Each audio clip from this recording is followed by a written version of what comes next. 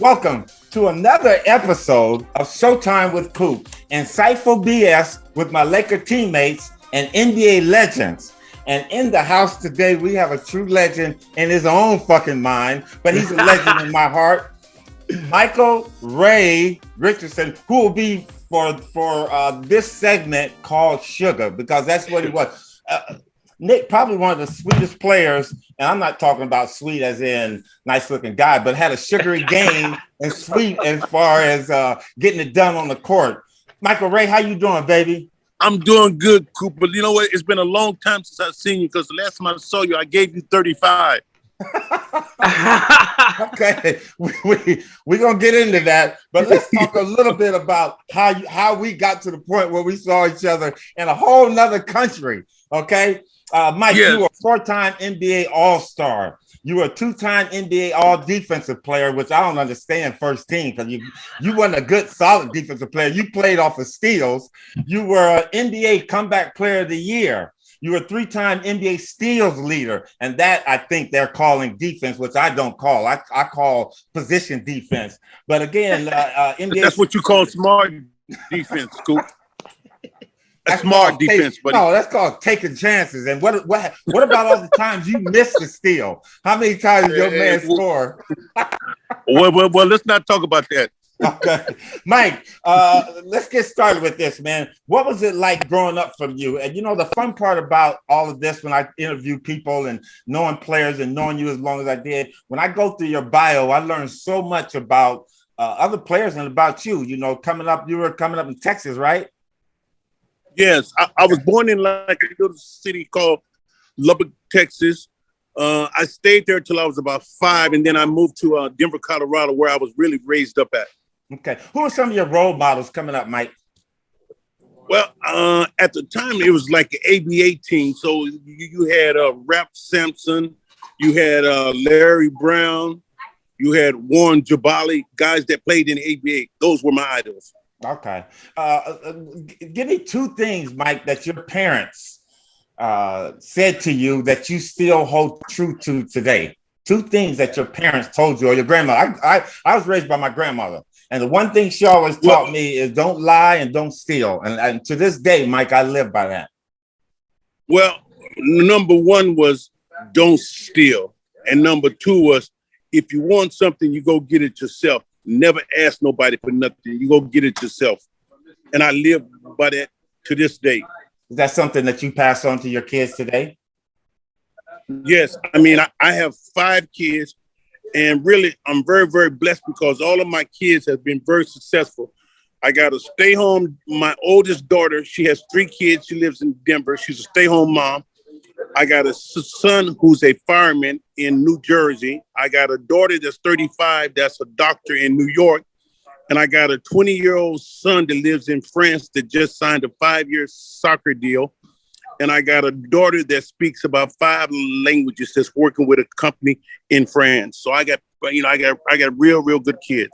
Man, you know what? That is a blessing, Mike. You know, that, again, our kids, we want them to kind of sometimes follow in our footsteps. But the great thing is that they go off and they find their own way through life. And talk about your 11 grandkids. Man, listen. my oldest grandkid, he's older than my youngest son. So what about that? He's 23 and my youngest son is 20. So what do you think about that? So now we're talking about your family, Mike. As you coming up in high school and playing, I heard you were a heck of a basketball player, and we're gonna kind of skip over that a little bit from the high school level. How did Montana find you? University of Montana. Did you know where Montana was before you went there? Really? I did not. No, you didn't. I know it was in the West, but I didn't know how much West. But you know what was really strange about that story? I was scouted by a guy named Judd Heathcote. Yep. He came to watch me play in the state finals. And then I had a chance to either go to Colorado University, Iowa State, or the University of Montana. And I chose Montana because I was going to be able to start all of my 4 years. And that's what he did.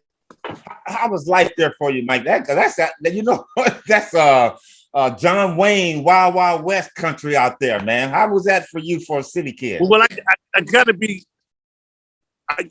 honest with you. Like my first 3 months, I was like a kid in a candy store. I was lost. I was the only black on the team for the first 3 years. So I used to drive 18 hours like every other weekend going home because I was homesick. And every time I used to come home, my mom used to always say, Michael Ray, please stay in college. Don't come back home. Every guy that I played with in high school, they went off to college and they came back home 2 or 3 months later. I was the only one that stuck it out.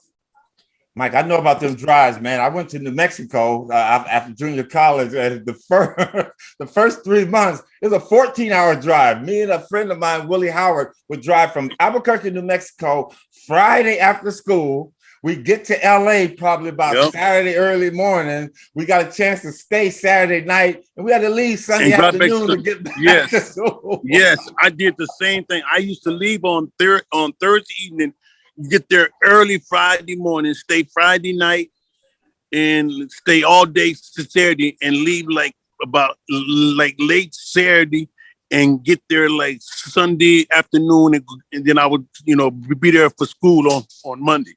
So it was a long ways, but you know what? I did it. Yes. And you know what? You were there, like you said, for 4 years at Montana. Had a great career, man. I was looking up. I didn't know you were this big of a scorer. I just thought you were a defensive player. But you still share the single season scoring record of 40 points. You hold the record for most field goals, 18, and you hold the scoring record there for a 4-year player or a senior player, 24 points a game. I mean, were you that dominant, or were they just that bad? I think I was that dominant, Mike. Look, Coop, you seen it firsthand, Coop. So, I mean, I don't even know why you even saying that. You seen it firsthand. Mike, who's the best player you played against in college? The best. You know what? Do you remember a guy named Freeman Williams? Oh, yeah. Freeman Williams just passed away, man. Yes. Emmanuel Arts down here in LA. Yes, sir. He could shoot that ball, boy. Woo. One of the best. He could. So you played against him? He could put that ball in the back. How many points Freeman give you? He didn't give me nothing, but he gave our team about 45. He could, but he was taking all the shots.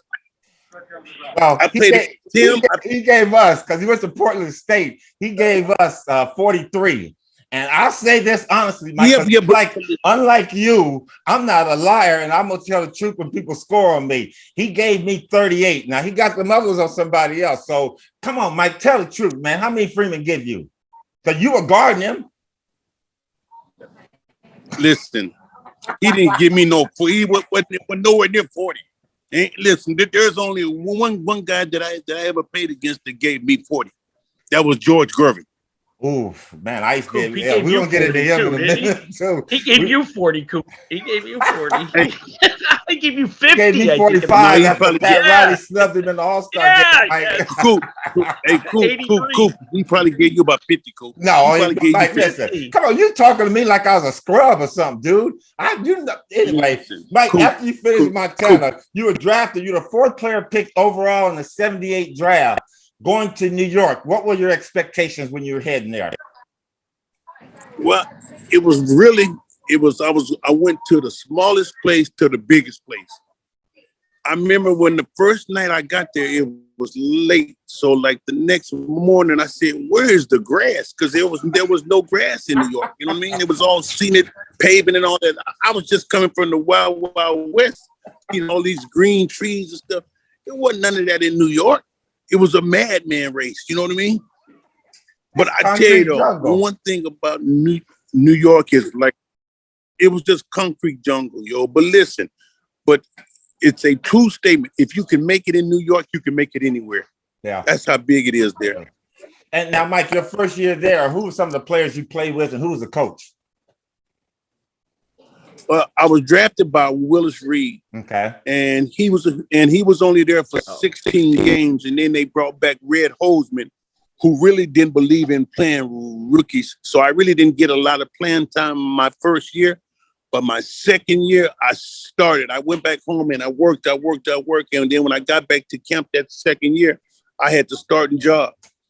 Mike, you know what? And I always tell people this. I tell my son, because a lot of people only realize what the NBA was like during the Kobe era in the 2000s and now. But Mike, I hate giving you the credit because it goes to your big head. But Mike, you rivaled the lines of Magic Johnson. You were doing triple doubles as a player back then, man. I'll never forget how you used to rebound. You bring the ball up the court, get an assist. You pass to somebody, they would shoot. You go get the rebound and score. You were kind of like a do-it-all player. And again, I don't think you truly get your recognition for the type of player you were back then at that time. Well, back when I was playing, then, there was Magic that came up, then there was Isaiah. Those guys who was getting all the press. You know what I mean? Yeah. So I came from an unknown, small college, and I wasn't getting a whole lot of press early on. So, every time I played against Isaiah, I played Magic, guys like that, I wanted to bring my A game because I wanted to show just how good I was. You know what I mean? And you did, Mike. You did. Now, I hate to say that I don't know what you did with the bad boys, but I call them bad kids. But when you came to Showtime Lakers, you did your little thing, but you didn't go crazy. Because I only remember one game, and that was in New York, that you did anything over 30 on us. And I wish I could bring out my stats, but I can't. But I remember that when they told me, hey, man, Magic would say, Coop, we got this guy Sugar coming to town. I said, you know what? And I had a briefcase full of handcuffs where I would handcuff players where they couldn't do anything but catch the ball and pass it. And I said, you know what? I'm going to bring my fur-lined handcuffs for him because I didn't want him to bruise your wrist too much because I knew you were going to play after you leave us. And I would definitely lock your ass up. So, again, you were a good player. Cool. Right. Listen, cool. Let me tell you something. All that you had all that hype because you was part of the Showtime, but you couldn't guard me. Look, I used to love to see you. When I saw defensive ace, they used to call you the defensive ace, defensive stopper. I took that shit personal, Cool. I know you did, and so did I. But Mike, listen, you played for 3 NBA teams. You finished up with New York. You played for the Warriors, and you went to Brooklyn Nets or the New York Nets at that time. Which team, if you had to do over with, and let's say that you could just say, I want to stay with that team, which team would you have preferred to stay with in that span for you? The Knicks, the Warriors, or the Nets? I would say the Nets. Yeah, because we had a great group of guys. We had Buck Williams, we had Daryl Dawkins, we had Albert King, we had Otis Birdsong. We had some hell of a players on that team. Yeah, you guys were very, very tough then. What was it like playing with Albert King? Because Bernard King, again, another legendary player in New York. That was his little brother. What was he like playing with Albert King? Albert was his brother, but Bernard was a lot more aggressive than Albert. Albert wouldn't really say much. If he didn't get any shots, he wouldn't even say anything. But his brother, he wanted the ball every time down the floor. I know. Hey, Bernard could score. I give it to him too. You want some assists? Pass it to Bernard. Listen, look, he gave us 60 on Christmas Day. Hey, but they lost. Hey, okay, so now it's not about scoring no more. It's about who won the game. Listen. But I had a triple-double that game, and we won, and they lost. Okay. But remember him. Listen, but remember when Bernard had went on that Texas swing and he averaged 60? Yes, he was killing. That people. Was part of that. Yeah. Part of that string. That was the string. Yeah. And I'm sure you probably caught some of that 60 on the West Coast. No. Let me tell you this, Mike. You know what? You came to LA and you got yours, but we won the game. When you came to LA, you might have got your 38-40, but we won the game. Okay, so I'm gonna look at it like that. Listen, I gotta admit, y'all probably beat us a little bit more than we beat y'all. Yeah, I'm not gonna lie about it. And then, but what about when I seen you over in Bologna? Mike, we're gonna get there. We're moving that way. You don't want to talk about that, do you? You don't want to talk about that, do you? So, Mike, listen. To our listeners, you listen to Showtime with Coop, insightful BS with my Laker teammates and NBA legend. And in the house today, we got Michael Ray Richardson, known as Sugar, with us. And we're talking about some very personal things. And Michael's taking it personal. And I do too a little bit, but I know that I can't do anything about it. But are you in the 60 club yet, Mike? How old are you? Bro, I'm 67. You're older than me? Yeah, oh. And I look, and I look. Yes, I'm 67. Hey, cool. I'm 66. Okay, hey, you're my elder then. Anyway, we're at the point now where we're in a lightning round. Mike, I'm gonna ask you about 5 people. You need to tell me as much or as little about these people I'm gonna ask you about. Okay. Okay. Otis Birdsong. A true friend. A guy who, if he gives you his word, that's what it is. He's like, he and I are like brothers. And you know what? You guys made a good tandem when you guys were in New Jersey, because Otis was probably one of the best shooters in the game, man. But listen, they used to call us the rhythm and blues backcourt. Well, we didn't hear too much of that when we played y'all. So we was a nine. You seen it? That? Coop, you seen it. Coop, you seen it. You seen a lot of it. Jim Brandenburg. Jim Brandenburg and I, after Judd Heathcote left, he and I became real good friends. He was the assistant coach. He and I, matter of fact, he and I to this day, he lives in Austin, Texas, and we talk maybe once or twice a week. Okay. Magic Johnson. Magic is probably one of the best basketball players that ever played the game. He's a great guy. A real smart guy, and just a likable guy. And last but not least, LeBron James. I really don't know him as just a basketball player, but he's a great basketball player in this era. You know, you always get a lot of comparisons about him. He's the greatest. Michael Jordan, Kobe Bryant. Listen, to me, we were all great.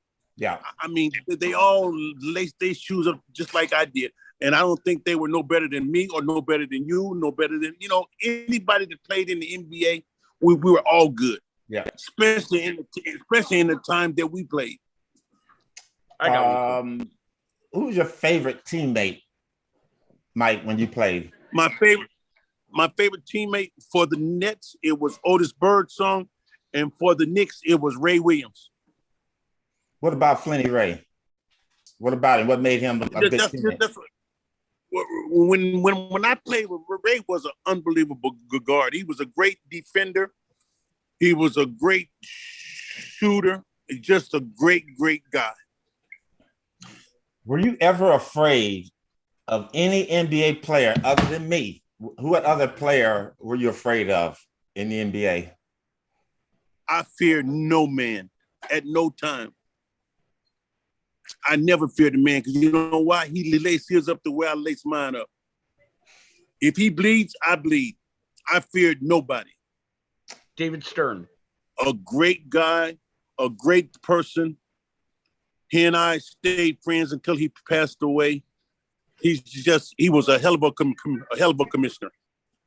Who? Willis Reed. Willis Reed was a great guy. You know, he came to scout me when we played up in northern Arizona. You know, he didn't send scouts. He came out to see me himself. He the one who drafted me number 1. I got one more, Coop. Hubey Brown. Hubey Brown. Can I tell you a story about Hubey Brown? Yeah. So, like, what happened was he had took over the coaching job after Red Holzman had left. So his first day of training camp, we had a meeting with all the players. So he was going by players because, you know, at that time, how Hubey would talk to players. He went by Bill Cartwright. He called Bill Cartwright. He called him Miss Bill. Then he goes to Campy Russell. Whoa, Mike. He called him Miss Bill. Yeah, you know, his nickname was Mr. Bill, but he called him Miss Bill. And then he goes to, Campy Russell, and he said, Cappy Russell, you just a 6'7" jump shooter. You never won nothing. Then he comes to Sugar. He says, Sugar, yeah, on team, there's always an asshole, and that's you. And then I raised my hand. I said, I said, Hubey. I said, wait a minute. I said, on this team, there's two assholes. There's you and there's me. And the next day, the motherfucker traded me. True statement. True statement. He traded. Mike, that's all we're about on this show. Tell the truth, baby. The truth will set you free. Hey, he traded me, bro. The next day. No, yes, he did. Maybe that wasn't the spot for you. Mike, you had such a great career. And then we find ourselves overseas. You played on several teams over there. You won, but I left the Lakers. I went to Rome, Italy, and I played for Il Messaggero.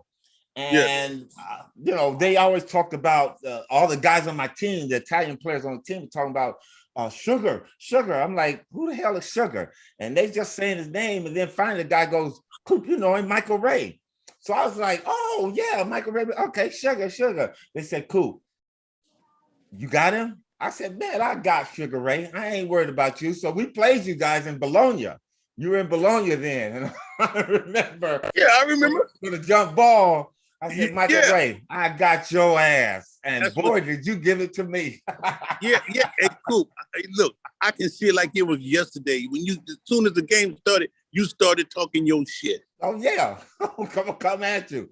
But and you know what? I didn't have a team like the Lakers to back me up. So that's why. Hey, you listen. And we let y'all have it. But Mike, listen, you got to admit, over there, there's a lot of Homer stuff going on. We played y'all at Charles Arena, and them referees, I couldn't touch you. How am I going to guard you if I can't touch you? But listen, but that's the shit that I earned before you got there. I earned that. Cool. Okay, I'm gonna give you that one. But that was great times over there. What are some of your fondest memories about playing overseas? Well, I played in Bologna, Italy for 7 years. I won 2 Italy Cups and 1 Europe Cup. And then I left there and I played a year in Croatia in the Euro League. Then I came back to Livorno, played another 5 years in Italy. Then I left there, went to the south of France. I got to south of France in 95 and I played there till 2003.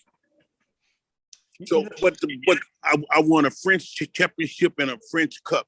As long as you keep on winning, then you will keep on having a job. But once over there, Coop, if you didn't win, you weren't gonna have a job. Yeah, and you weren't gonna get paid.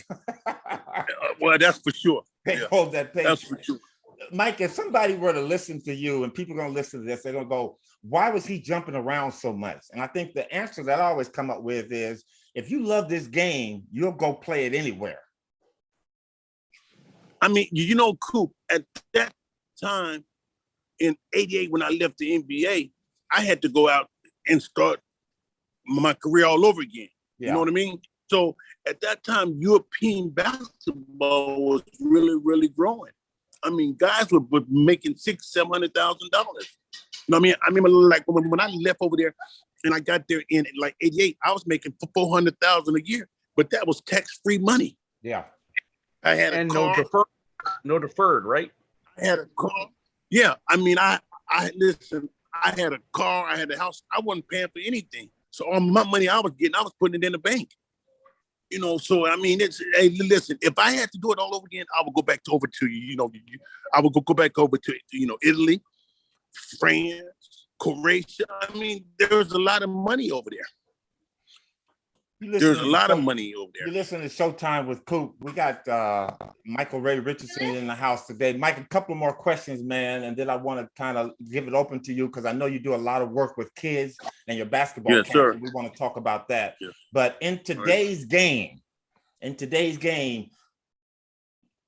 how many points would you average in today's game if you were playing today and you're in your prime?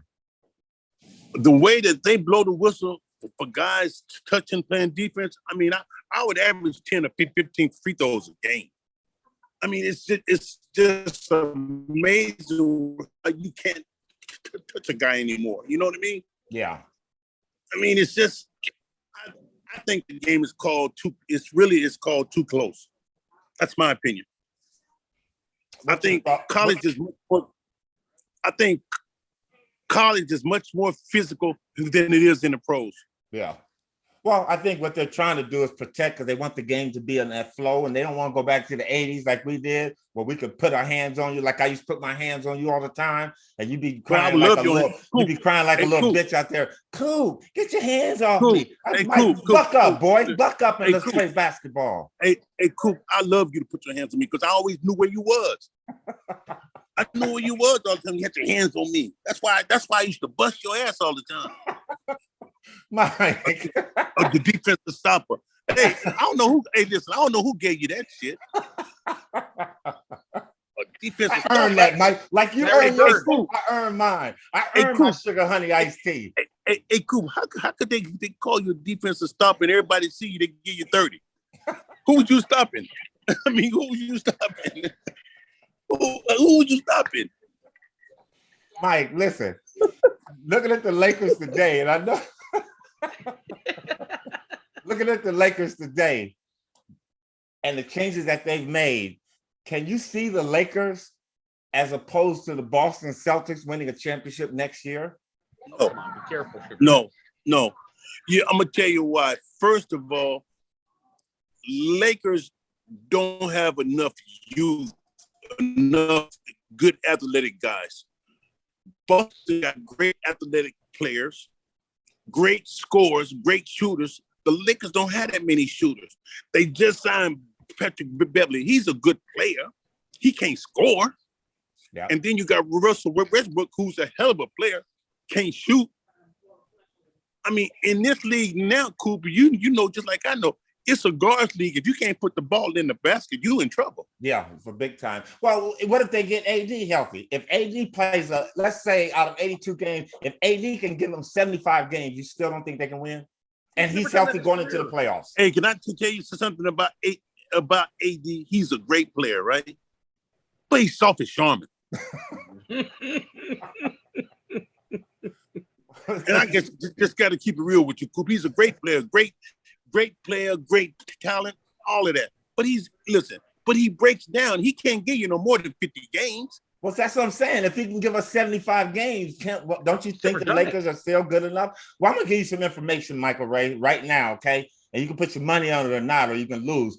The Los Angeles Lakers will win the championship this year.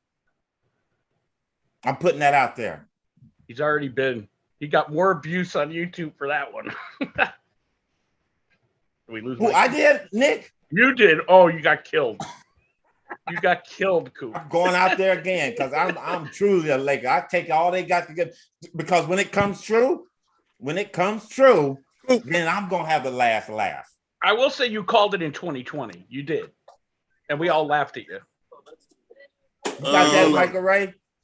So, Mike, listen, you got a lot of stuff going on with your basketball. Talk about it with your kids' camp. Hold on. Coop, can you hear me? Yep, I hear you. We can see you. You good? You're muted. There you go. Keep the. Dog. Hit it again. Unmute it. Mike, we can't hear you. Can you hear me now? There he is. Yeah. Yes. Okay. You got your kids' camp. Talk about your kids' camp and what you got going on now. I don't know what I did to it. I can't hear. I can hear you, but I can't hear you. Your kids' camp. Talk about your kids' camp. Hold on then. Kids' camp. Hold on. Let me see.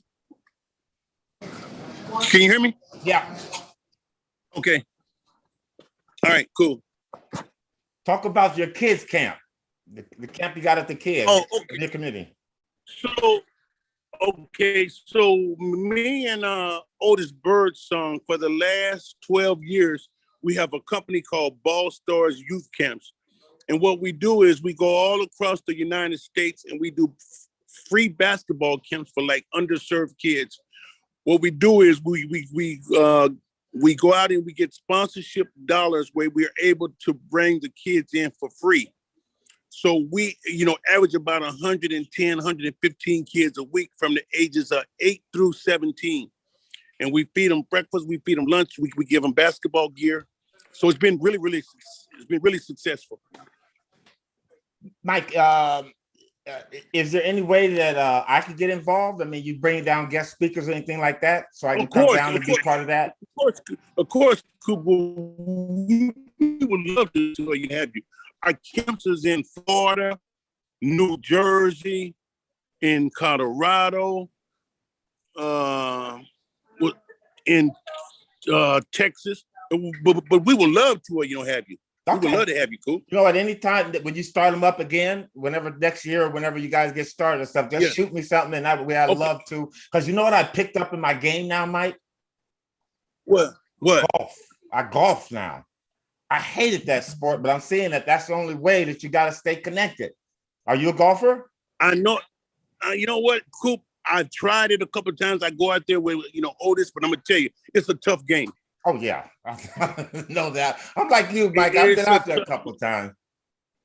Yeah, it's you know what? I mean, let me tell you. I mean, I can hit it every once in a while, but you know what? If you don't play every day or every other day, it's gonna be hard for you to catch on. Yeah, I heard that. Well, because it's a tough game, bro.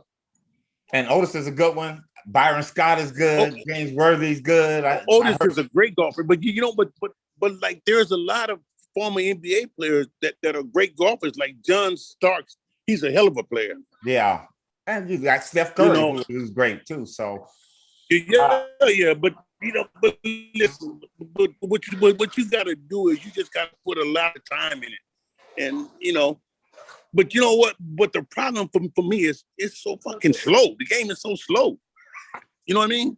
That's how I feel, Mike. It's too slow for me, man. And my patience ain't that long. Yeah, I ain't got no patience, man. I need something quick. I need some action. You know what I mean? I need some action. Come out to California and let us 60-plus-year-old players play. I give you some action on that court because I can still move around a little bit. Cool. Respect your elders. There you have it. Michael Ray Richardson. Love you, boy. Thank you for coming on, man. Love you, Coop. I'll talk to you soon, man.